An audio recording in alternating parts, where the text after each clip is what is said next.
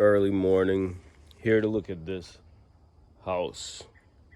Looks like another renovation. I got a Benz, so I'm driving that thing off the road every time. Cinder block foundation. This yard is super private. It's actually kind of nice. That shed will be sold. Chipmunk is staying with the house. This is real estate. Looking for my next deal. If you have a property that needs significant renovations, I think I'd be willing to buy it, right? I'd be willing to buy it.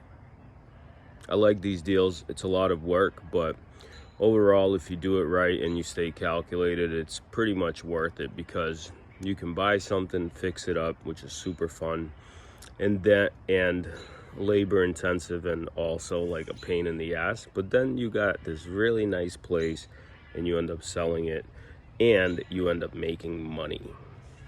Anyway, looking for my next deal. Let's go.